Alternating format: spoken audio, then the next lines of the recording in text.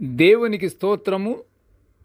అనుదిన దేవుని వాక్య ధ్యానమునకై ఈరోజు 2026 సంవత్సరము జూన్ నెల 22వ తారీఖు.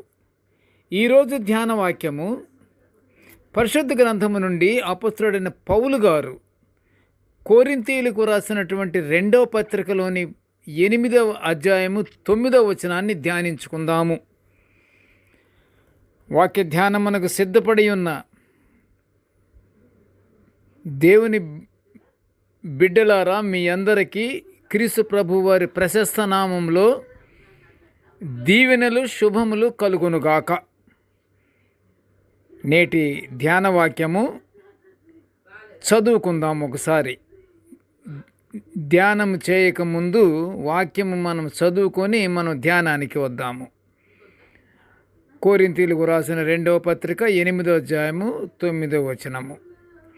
ఆయన ధనవంతుడయ్యుండియు మీరు తన దారిద్ర్యము వలన ధనవంతులు కావాలనని మీ నిమిత్తము దరిద్రుడాయను. అపొస్తలుడైన పౌలు గారు కొరింథీయులకు రాస్తున్నాడు ఈ మాటని. ప్రియ దేవుని బిడ్డలారా, ఈరోజు ధ్యాన వాక్యము ప్రభువారు ఆయన ఐశ్వర్యవంతుడు కదా, ఆయన ధనవంతుడు అని పౌలు గారు చక్కగా విశదీకరించి వ్రాస్తున్నాడు లేఖనం కొరింథీయులకు. ఆయన దారిద్ర్యము వలన ధనవంతులు కావాలనని, అంటే మనమందరము మీ నిమిత్తము దరిద్రుడాయను.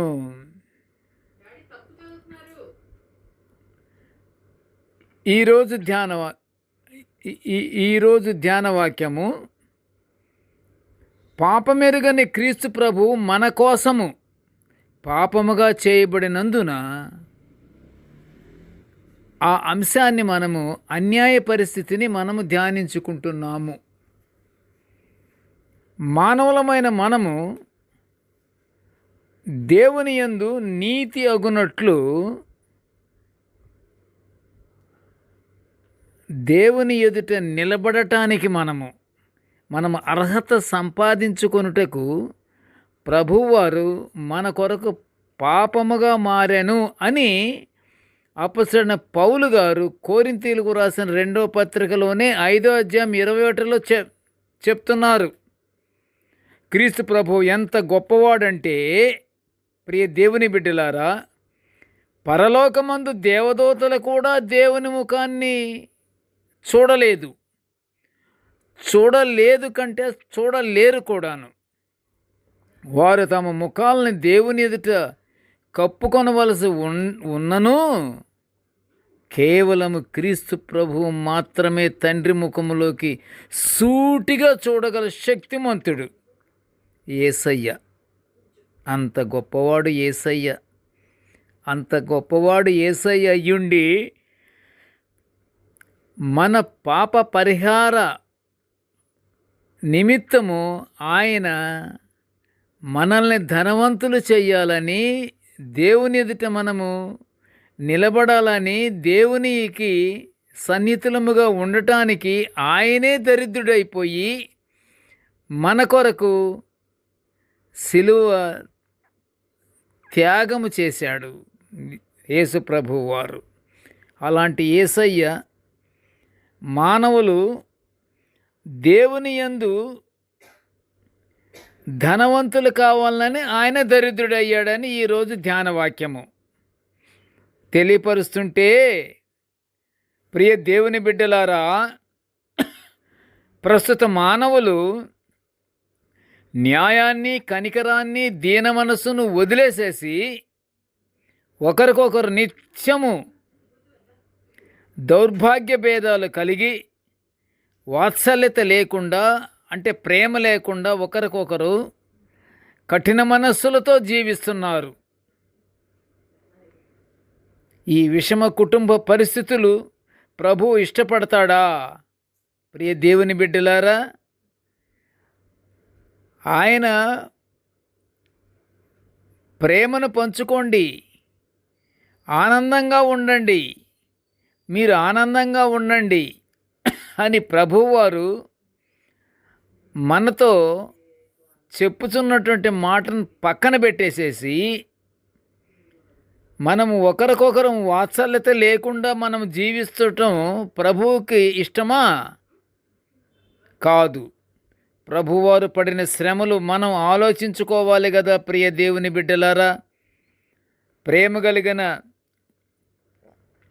జీవితాలంటే ప్రభువుకి ఎంతో ఇష్టమని మనకు తెలిసి కూడా ప్రేమకు బదులుగా క్రూరమైన మనసులతోనే రోజులు మనం గడిపేస్తున్నాము.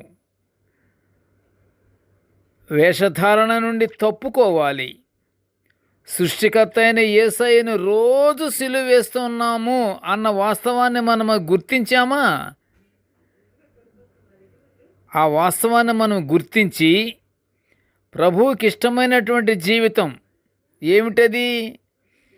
మనుషులము ఒకరికొకరము ప్రేమ వినయము కలిగి దీన మనసుతో మన తోటివారి ఎడల ప్రవర్తిస్తూ ప్రభు ఆశీర్వాదాలు పొందుకుందాము. ప్రార్థన చేసుకుందాము. కృపగల నాయన, ప్రేమగల తండ్రి యేసయ్యా, నీకు స్తోత్రాలు. ప్రభువా, నీ దివ్యమైన వాక్యాలను మేము నిత్యము ఇలా ధ్యానించుకుంటున్న ఇంత గొప్ప భాగ్యాన్ని మాకు అనుగ్రహించినందుకు నీకు ఘనమైన స్తోత్రములు నాయన. తండ్రి, నేటి ధ్యాన వాక్యాన్ని చదువుకుంటూ మేము పరిశుద్ధమైన వాక్యాన్ని దేవా మేము ధ్యానించుకుంటున్న మాకును, వాక్య ధ్యానాన్ని వినుచున్న ప్రతి ఒక్కరికి దేవా నీవు నీ ఆశీర్వాదాలు అనుగ్రహించమని వేడుకుంటున్నాము నాయన. కృపగల తండ్రి, ప్రతి ఒక్కరు దేవా నేటి వాక్య ధ్యానాన్ని వినుచున్న ప్రతి బిడ్డను ఆశీర్వదించు నాయన. నీకు స్తోత్రాలు తండ్రి. మేము ఎల్లప్పుడూ నాయన నీకు ఇష్టమైనటువంటి రీతిలో మేము జీవించుచు ఒకరికొకరము ప్రేమ కలిగి